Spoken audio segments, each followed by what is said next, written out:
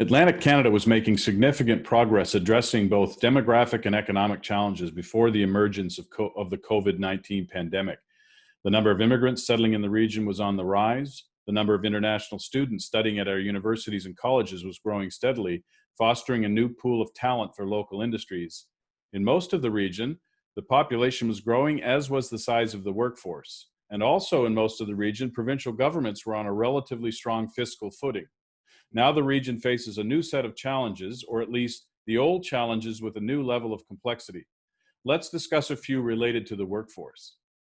Number one, will Atlantic Canadian employers have the workforce they need post-COVID-19 and into the next decade? The average annual real economic growth rate between 1998 and 2017 across the Atlantic provinces was 3.5% per year. This growth rate was similar to the national rate of growth during that period. By contrast, after the recession from 2010 to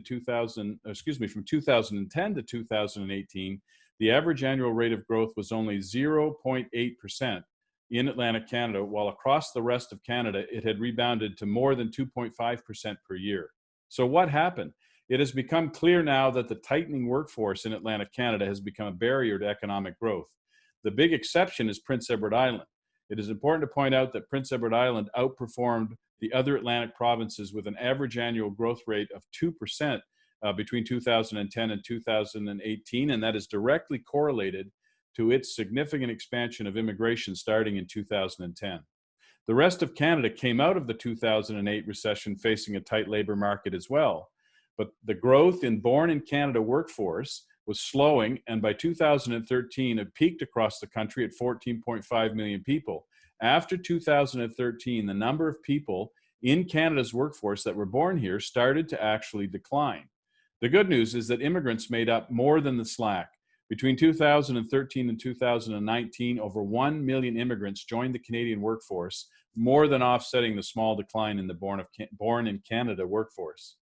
By contrast, the born in Canada workforce in the 4 Atlantic provinces declined by 49,000 between 2013 and 2019, while the immigrant workforce increased by only 19,000, not nearly enough to offset the decline or to provide the workforce for new industries and opportunities to be exploited.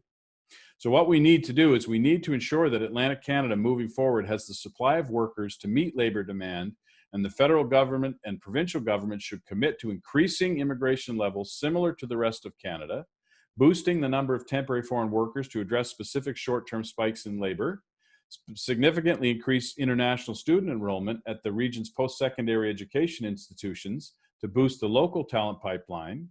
In addition, the post-secondary education system needs to be more aligned to the changes in the labor market and the new skills required.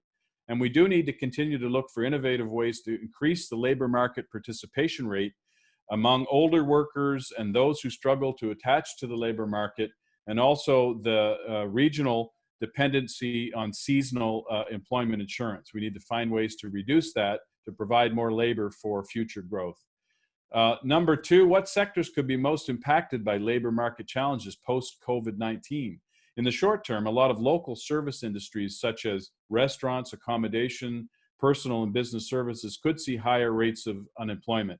But I suspect that that will moderate itself over time as industries call back their workers and as changes in the labor market address those challenges. But in the longer term, I'm particularly concerned about the export-focused sectors in our region. These industries bring in billions of dollars in revenue each year that turn into labor income, household spending, and the tax revenue needed to pay for public services. A decline in export revenue brought on by weak global demand for our products and services could be a serious challenge to our economic recovery. Take the example of New Brunswick. According to Statistics Canada, the province brought in nearly $23 billion worth of interprovincial and international export revenue in 2016. In addition to the oil refinery in St. John, the province has a large forest products sector, which brings in more than $2.5 billion worth of export revenue, fish and processed seafood, another $1.8 billion, agriculture and agri-food, another $1.4 billion. In recent years, New Brunswick has significantly boosted its service-based exports as well. Business support services, office administrative services, and finance and insurance services generated more than $1.7 billion in export revenue for New Brunswick in 2016. So the solution is for government and economic development organizations to work closely with both local firms, but also exporters to ensure the value proposition for growing in this region remains strong. We need to recommit to ensuring the fundamentals are in place so that these industries, particularly our export-focused sectors, can compete and win in a highly competitive global marketplace. Number three, will older workers be hesitant to rejoin the workforce after COVID-19? With the exception of Prince Edward Island, the other three Atlantic provinces have a much lower labor market participation rate among the population aged 55 and older. There are a number of reasons for this, but the fact remains that our region is older than the rest of the country, and trying to find ways to encourage more of those aged 55 and older to stay in the workforce is a very important part of solving our labor market challenges moving forward. COVID-19 is a particularly challenging issue for the older population. There is some concern about health concerns, but ultimately we need to find ways, employers need to find ways to provide workplaces and policies that encourage older workers to continue to work beyond the age of 60 and even 65. This trend was already starting pre-COVID-19. Finally, will government income support programs distort the labor market situation in Atlantic Canada? In the short term, the government income support programs were very, very important to help boost income in the region and ensure that the economy remained relatively strong during the period of COVID-19.